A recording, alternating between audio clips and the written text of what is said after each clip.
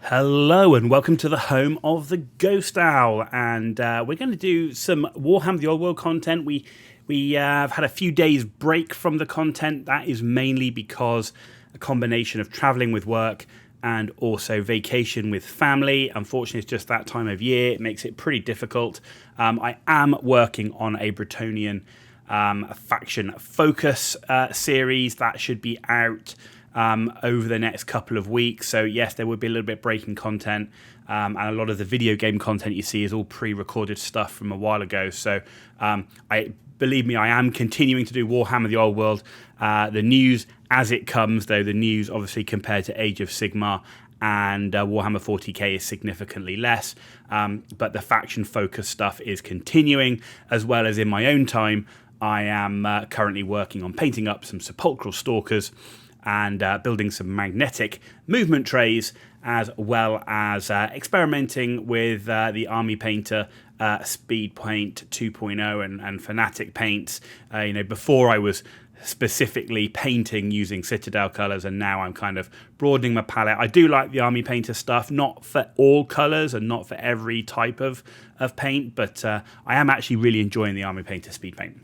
But what are we actually doing today? We're actually going to do a tier list. Now, I don't do tier lists that often, but we're going to cover all 16 factions, and you're going to go, why make a tier list now? Well, for the first thing is I hate it when tier lists are made when a game or game system is first released, because what held information do we have now?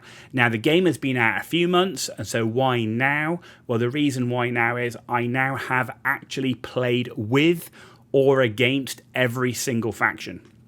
So for me personally, I have very large armies of Bretonnians, Dark Elves, of High Elves, of Tomb Kings and Vampire Counts. I have pretty sizable armies of Lizardmen, of Warriors of Chaos, of Wood Elves.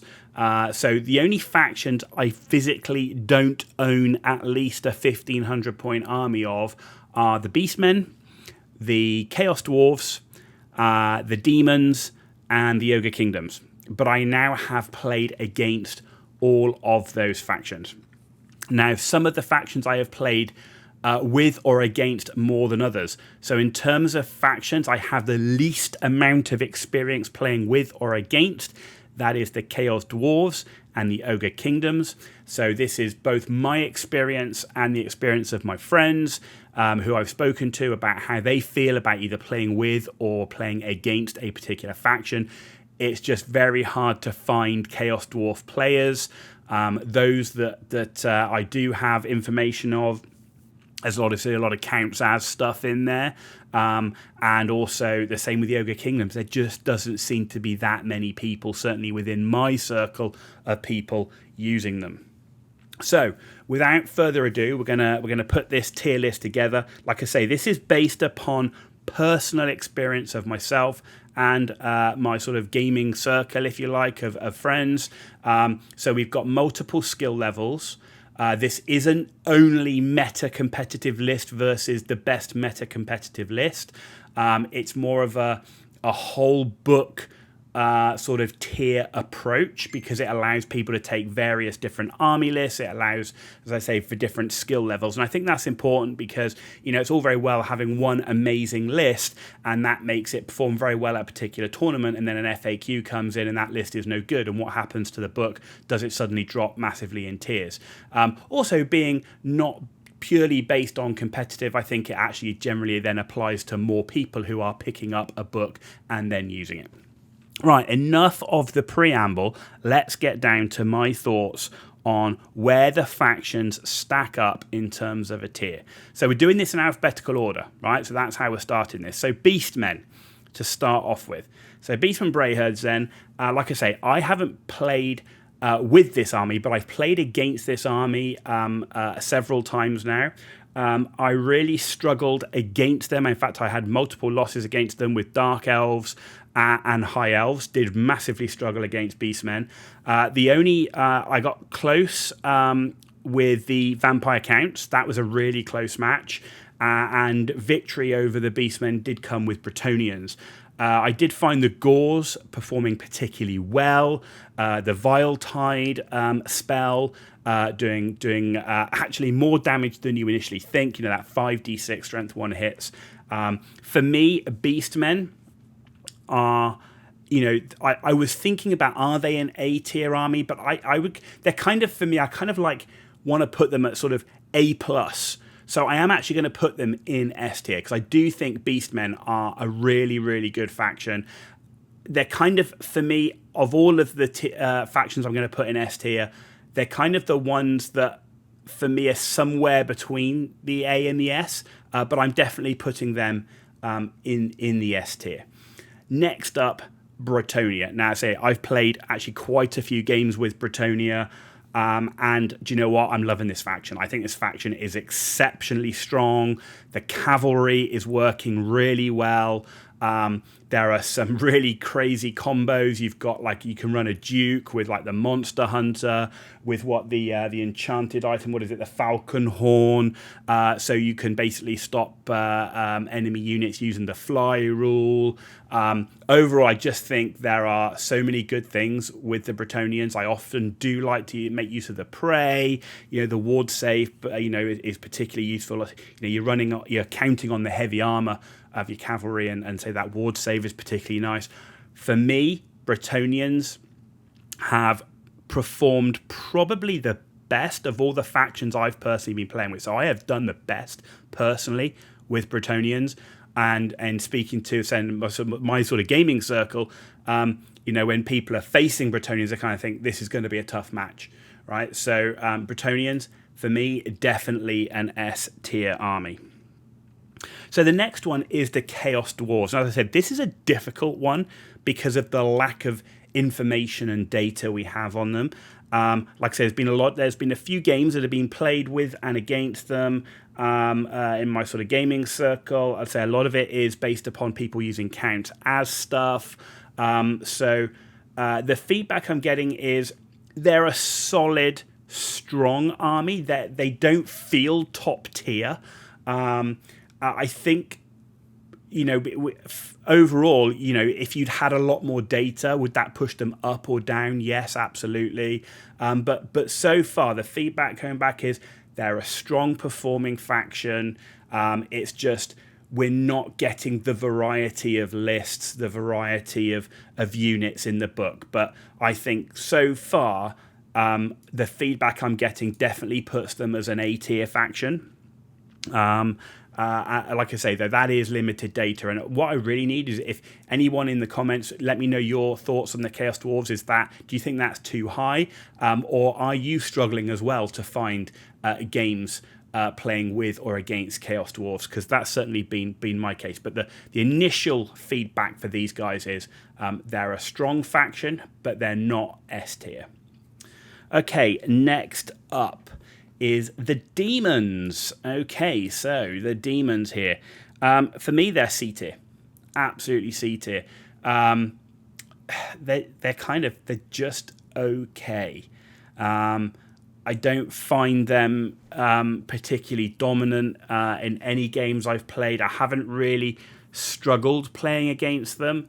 There are some niche things in there as you can find with any list, but overall, and again, I don't play demons myself, but when somebody comes out and they put demons on the table, I'm not sat there initially thinking this is going to be a particularly tough match if I'm rolling with some of the normal factions I play, so like Bretonnians, vampires, wood elves, warriors, chaos, that sort of thing. I don't particularly worry if someone's playing demons. They just don't seem to have it right now. I can't put my finger. There's a couple of factions which aren't performing, and I can kind of see and when I've been using them and how I've been putting the list together, the reasons why they're just not performing so well, and I'm just not kind of getting that feeling. Maybe it's because I'm not actually playing the faction myself, but at the moment I'm not particularly worried about them. I don't find them a complete face roll to put them in D tier, but my personal experience against these guys, for me, puts them in a C tier. So next up is Dark Elves. Right, so Dark Elves. Again, I've played with these quite a bit. My wife plays with these guys quite a bit. Oh man, they're an interesting one. They're definitely a C tier faction. But this is one where I can kind of put my finger on why they are where they are. They've got a lot of tools, right? They've got dragons. You know, they've got some really good elite infantry. You've got witch elves in there. You've got cauldrons with, like, you know, sort of these bigger, more powerful units. You know, they've got lots of different characters. For me, I think what is holding the Dark Elves back the most is actually not what's in their book, and not necessarily the stat lines and rules that they have per se on a generic across the faction basis. What's holding them back is I feel they're just overall slightly too overcosted on points. And for me, I think that's what's holding the Dark Elves back. They're just a bit too expensive across the board to really raise them up. So for me, if they had a slight points adjustment, we could definitely see the Dark Elves push up to B tier, and depending on, of course, how much that point adjustment was made, you put them in A tier. But, you know, for me overall, I'm happy for a faction to be in B tier. That makes it a good middle of the road faction. For me, that's currently where the Dark Elves sit. Like I said, I've got a lot of experience with them.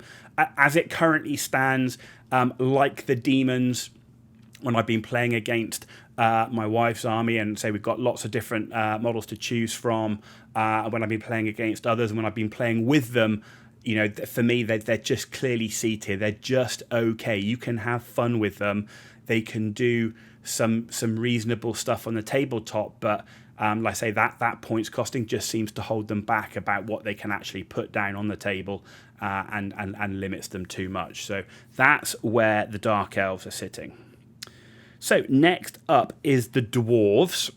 Now, I'm basing this obviously on the fact that the Arcane Journal just came out, right? So the Arcane Journal isn't featuring in this tier list. I don't have the Arcane Journal. I haven't read it. I haven't been through it, and I haven't applied it. I haven't played with it, right? So I'm not going to put that in here. The Dwarves that I've played with so far, they've been solid. But I don't find them to be outstanding. We did a faction focus on the Dwarves, went through them. You know, they've got the solid infantry. I mean, the movement, obviously, of Dwarves really does hold them back, because, you know, in Warhammer the Old World, the way it works, it is a, you know, movement plays such a big part in the game and how the game works. But so yeah, movement is holding them back. There are obviously a couple of lists out there. You can spam gyrocopters, which are pretty strong. And there's some sort of combinations, as there are in most armies that have an element of strength. But for me, they're absolutely a middle of the road faction. So for me, they absolutely sit in B tier, right? And that makes them very much a solid faction, but not overly strong. Certainly not overpowered. But definitely not C tier. Definitely not C tier. I would be much happier taking Dwarves than I would Dark Elves or Demons right now. So there you go. That's the Dwarves. Next up is the Empire of Man. And yeah, it's an easy one. They go straight in D tier. And, you know, how are they faring?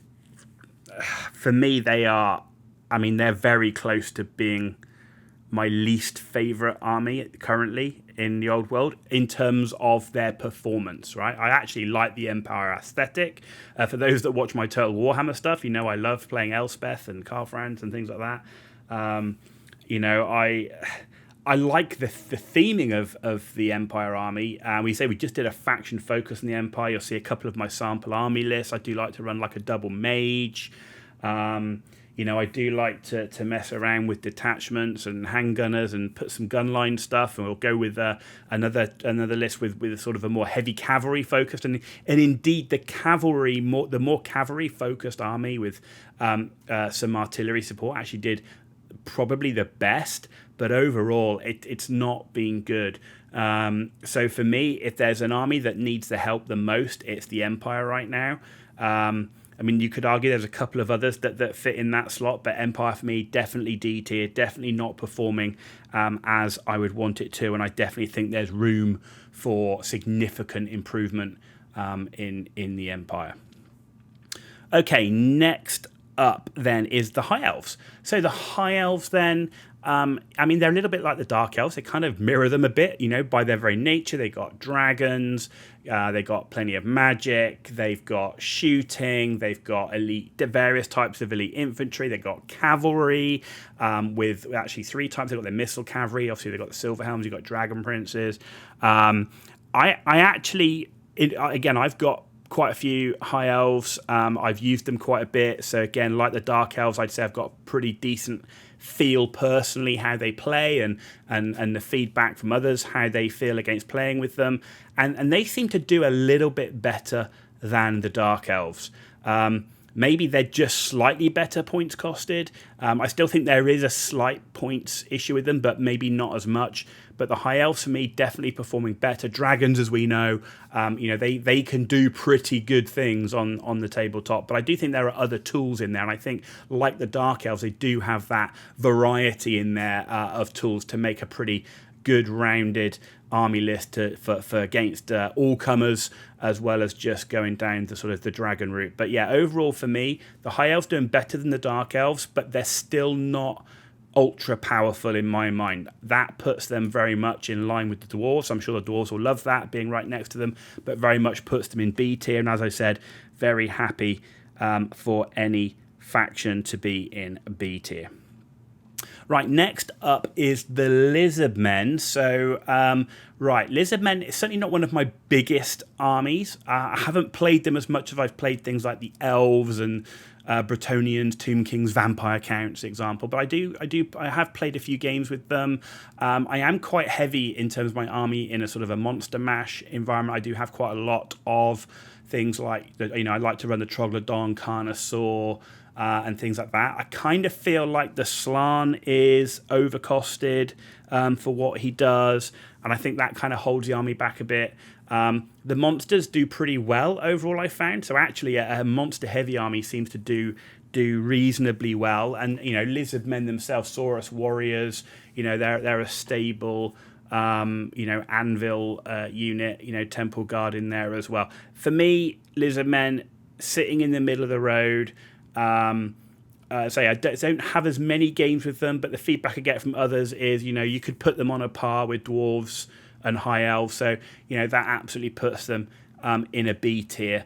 I could do a battle report on every single game I've done about how I felt about each, but as a sort of general overarching, that's my general feelings on each of the factions and why I'm putting them in each tier, right? So next up, right, is Ogre Kingdom. So again, another army that I don't own, an army that I've played against, and it was actually the last army that I needed to play against before I could say I've played with or against every single faction. There's just not that many people running ogres, certainly within my area. And again, I don't find them that great. I've had no troubles dealing with ogres when I've been playing with Bretonnians, when I've been playing with Vampire Counts, Warriors of Chaos, or anything like that. So, I played 3 games against ogres, and yeah, I didn't have any troubles dealing with them at all. And to be honest, when I played against them, they felt weaker than demons and dark elves. So for me, it puts them in D tier. I don't think they're quite as down as the Empire, but I don't think they're anything special at all. And I think they absolutely deserve to be in that D tier. Right, next up, Orc Goblins. Now, if we talk about tools, these guys have got a lot of different things going for them. They've got lots of stuff out there. Me, personally, I'm a particular fan of sort of Black Orcs and Night Goblins. But, they've got the War Machines there as well. They've got, for different shooting. You've got cavalry in different flavours with Wolf Riders and Boar Boys. And they've got, quite a few characters to choose from, and they've got the magic to support them. I think Orcs and Goblins, for me, performing pretty well. The feedback I'm getting, again, I haven't played with tons of games with Orc and Goblins, but the feedback I'm getting as well from people is that these guys are performing pretty well for them. Maybe not quite as good as things like Bretonnians and so on, but they're definitely a strong army. Some good combos in there. Like I say, for me personally, I like the Black Orc, Night Goblins obviously with the Fanatics as well. And for me, that definitely puts the Orc and Goblins clearly in that A tier as a strong faction, not, uber overpowered strong, but definitely above average, better than the middle of the road ones. So that's for me where I'm putting orcs and goblins. So next up then we've got the Skaven, right? So the Skaven, a faction who I love the theming of. I particularly like the Clan Skyer stuff with the crazy war machines. I love the Eshin stuff with the assassins, the gutter runners, night runners. I think that's all pretty cool. But as much as I love them, and I don't have a big army of Skaven, but I've played against quite a few. I've played against the Skaven quite a few times. My nephew has a Skaven army, for example, but I have actually played against Skaven quite a bit. And man alive, they're not performing either. You kind of think with Skaven, and Skaven actually went through a period of time in Warhammer Fantasy Battle. They were really strong.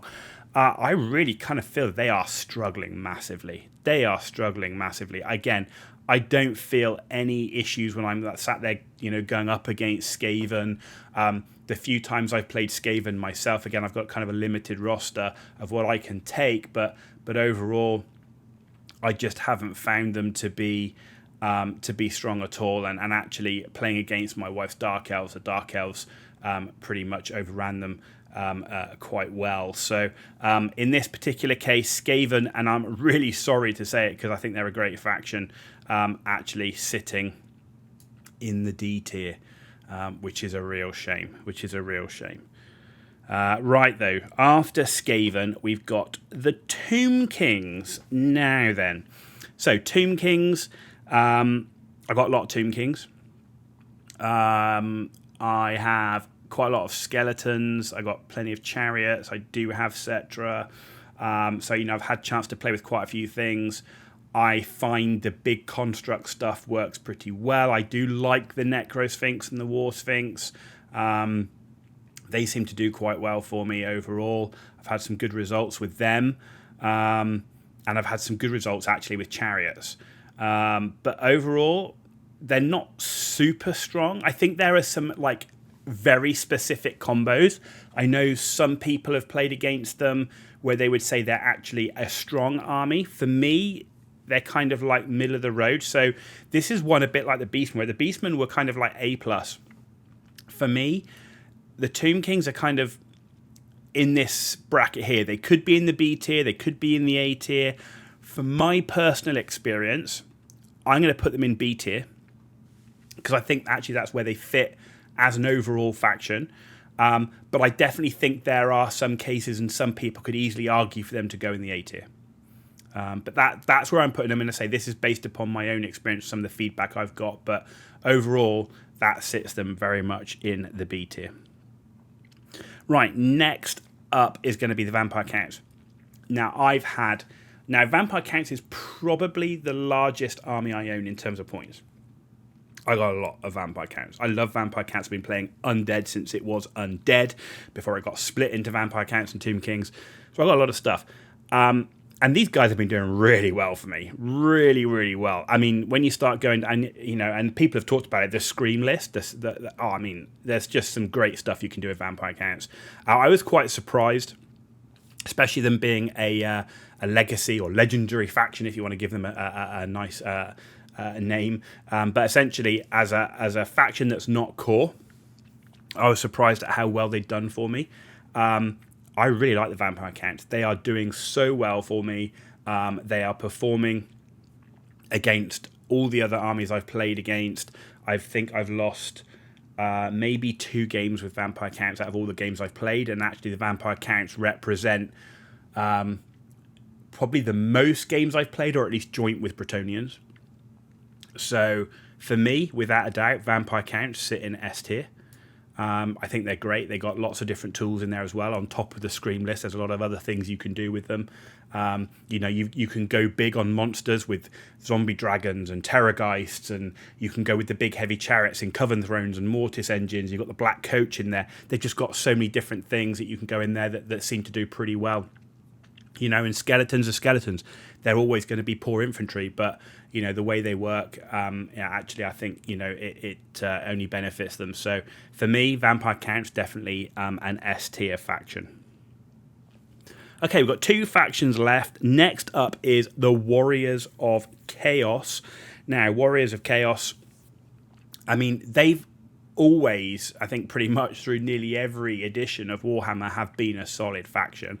And for me, they continue to do so. The infantry, the Chaos Warriors, the Chosen, always solid. They do have access to,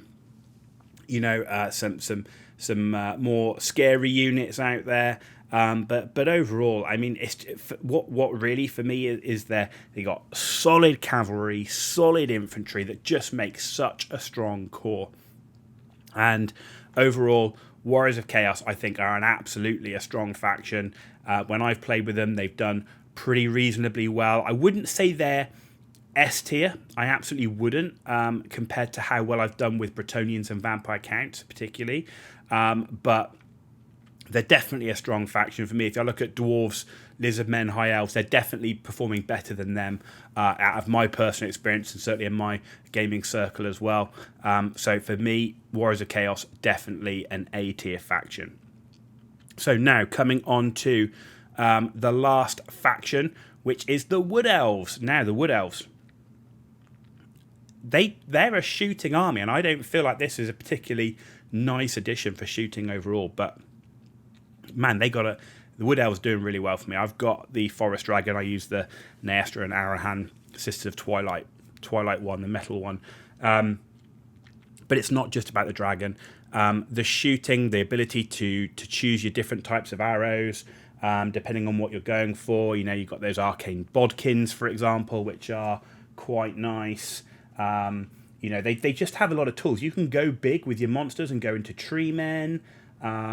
But for me, I think it's those enchanted arrows seem to do some nice things. The Hagbane tips, the Moonfire shot.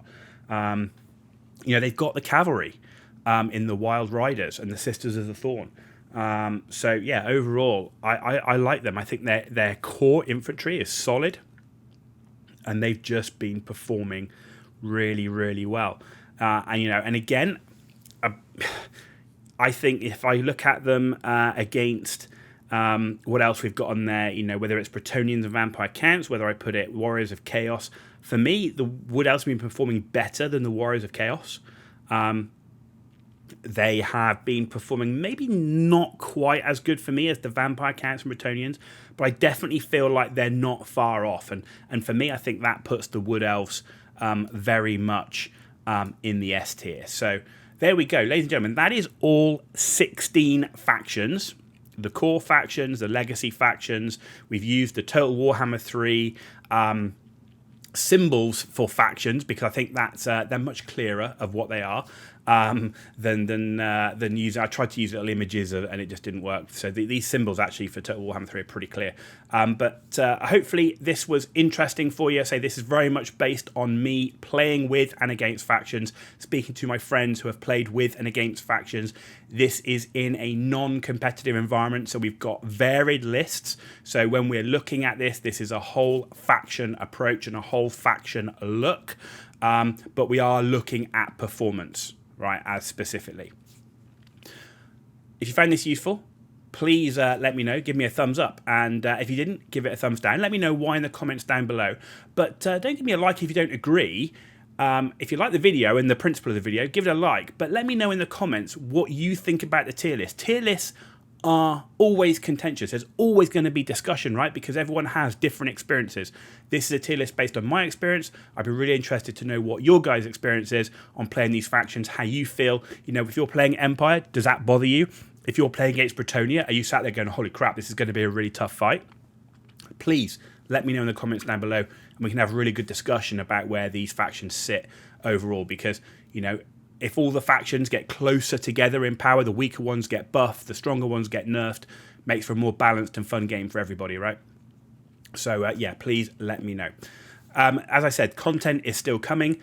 There is the Bretonnia faction focus will be coming in a couple of weeks, and we'll be continuing to do Wood Elves and High Elves. I'm hoping to up the rate of content for Warhammer the Old World as we get into the back end of August, September, October timeframe. I really want to have the Force of Fantasy factions done and be well into the Chaos factions by the end of the year. So, if you think maybe at least a faction a month, or maybe even more than that, so, a faction and a half a month to do the faction focus. Plus, after the faction focuses, we're going to be deep diving into the arcane journals. We're going to be looking at core infantry, performance across factions. I've got a whole bunch of ideas. What's holding me back from producing all the content for you guys is purely time. I have a day job and I have a family, and I've got to manage that. So please be patient with me. I am working on it. I love Warhammer the Old World as much as I love the video games. So please do check back and let me know how things are going. You've been watching The Ghost Owl, and I'll see you all very, very soon.